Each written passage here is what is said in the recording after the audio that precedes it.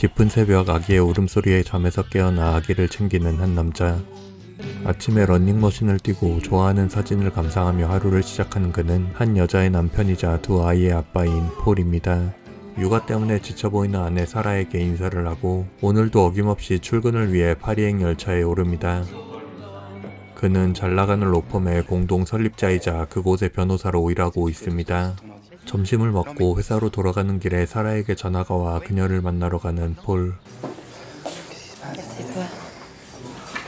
Voilà, j'ai pris une décision, je te l'annonce de manière un peu solennelle, mais bon, j'arrête d'écrire, j'arrête de me mentir, j'y arrive pas.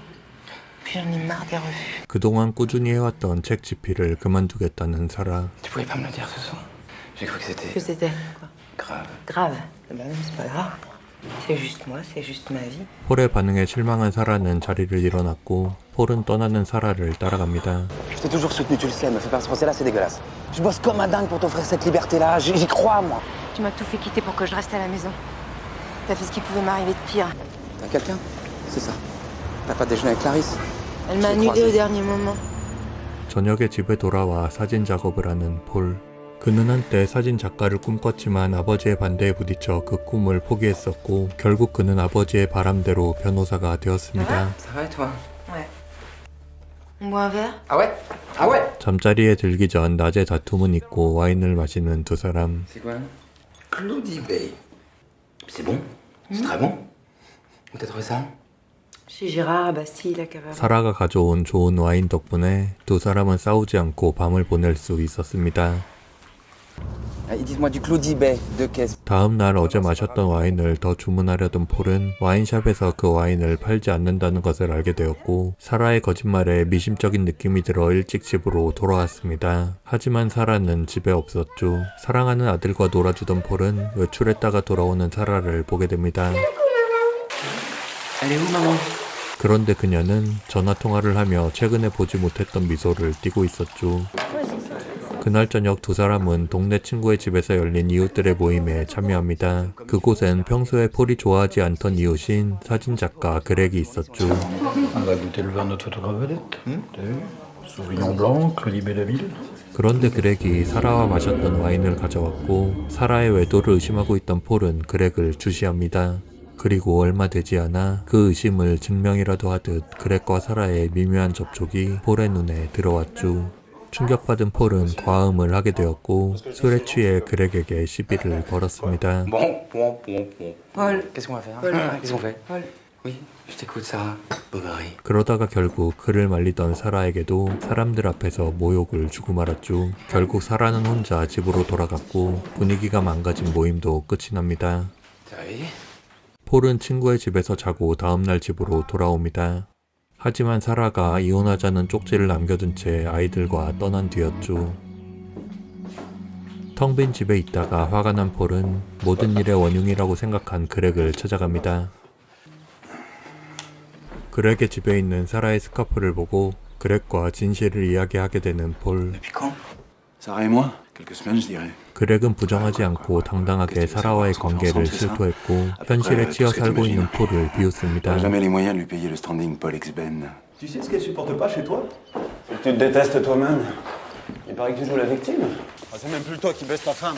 그의 말에 화가 난 폴은 결국 병을 휘둘렀고 병에 머리를 맞은 그렉은 폴을 덮쳤다가 폴이 들고 있던 깨진 병에 목이 찔려 죽고 맙니다. 충격을 받은 폴은 죽은 그렉을 그대로 방치하고 집으로 돌아왔죠.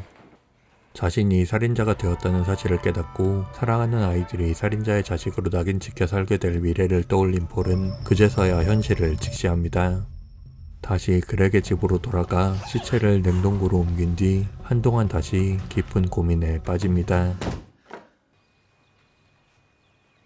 다음날 정상적으로 출근한 그는 무슨 계획을 세웠는지 금고에서 현금을 챙겼고 저녁엔 다시 몰래 그렉의 집으로 들어가 그렉의 휴대폰을 훑어본 뒤 사라에게 일 때문에 몇 주 집을 비운다고 메일 한 통을 보냅니다. 그리고 그렉의 집을 뒤지던 폴은 여권을 발견했죠. 그는 그렉의 서명을 연습하고 사진을 찍더니 그렉인 척하며 여권 재발급을 신청합니다. 도서관에서는 폭탄의 원리가 적힌 책을 읽었죠. 다음날 그는 사라에게 연락해 그녀를 찾아갑니다.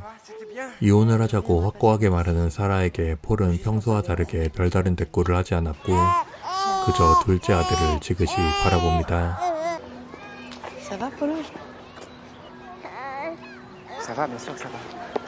Ça secoue un peu, mais ça va. 함께 즐거운 시간을 보내고 아들에게 선물을 쥐어준 뒤 아내에게 돌려보내는 폴. 하지만 이내 가족을 등지고 떠나며 눈물을 흘립니다. 자신의 사진으로 나온 그렉의 여권을 찾은 폴은 그날 밤 냉동고에 있던 시체를 그렉의 차로 싣고 나왔고 다시 자신의 차로 옮긴 뒤 어디론가 떠나기 시작합니다. 그가 밤새 운전을 해서 도착한 곳은 요트 선착장이었고 그는 싣고 온 짐을 요트로 옮깁니다.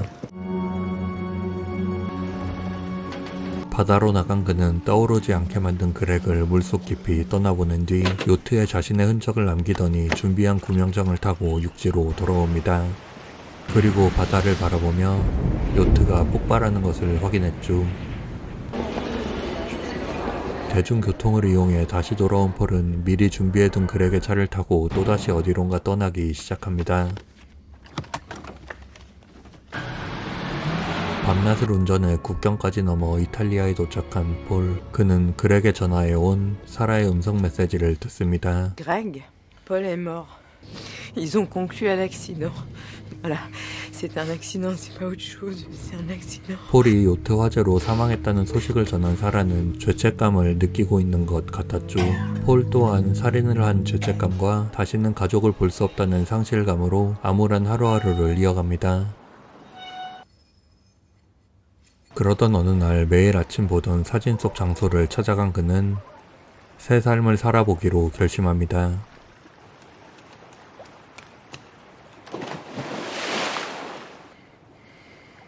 외진 마을에 거처를 마련하고 평생 꿈꿔왔던 사진 촬영을 마음껏 하며 시간을 보내는 폴.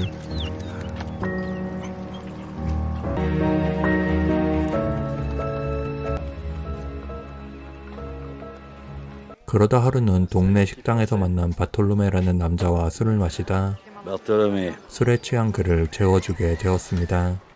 자신을 감추고 그렉의 이름으로 살고 있었기에 언제나 경계를 늦추지 못하고 불안한 마음을 갖고 있던 폴에겐 달갑지 않은 상황이었죠.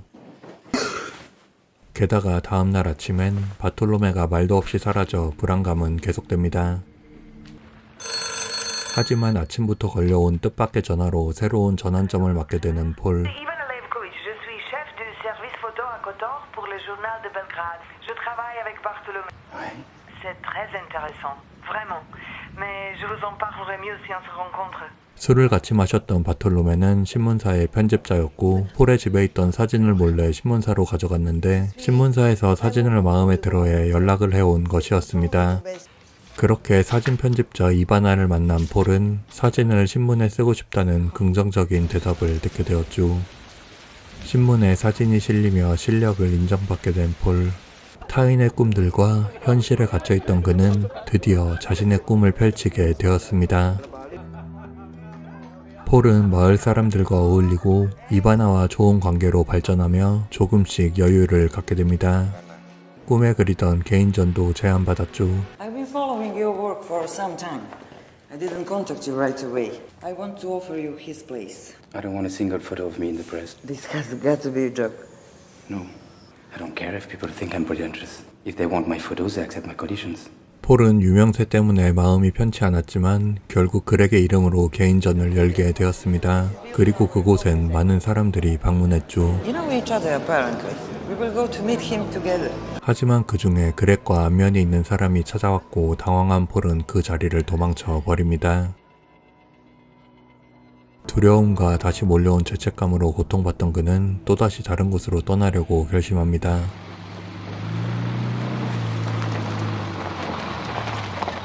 떠나기 전 그렉의 차를 태우는 폴. 그런데 아들 사진을 꺼내지 않았습니다. 그렇게 그는 찰나의 실수로 하나뿐인 아이들의 사진을 잃고 말았죠.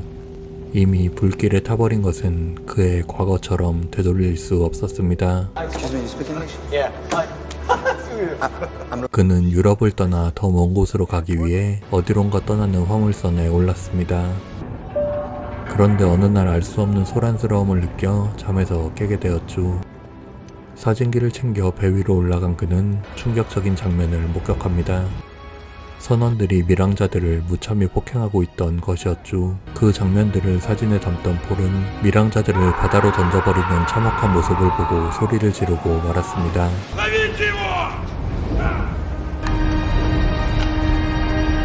선원들에게 잡혀버린 폴은 살기 위해 필름을 버리는 척했지만 Okay? No problem. I won't say anything, okay? You understand? 선원들은 그를 살려둘 생각이 없었고 폴이 밀항자가 아니라는 선언이 있었음에도 불구하고 결국 폴은 바다로 던져져 버립니다. 다행히 폴을 구하려던 선원이 구명정 하나를 떨어뜨려준 덕분에 폴은 함께 떨어진 밀항자와 함께 목숨을 건질 수 있었습니다. 우여곡절 끝에 육지에 도착한 폴은 함께 목숨을 건진 밀항자를 통해 배에서 찍은 사진을 언론사에 넘겼고 먼 발치에서 그 모습을 지켜보던 그가 골목으로 발걸음을 옮기며 영화가 마무리됩니다.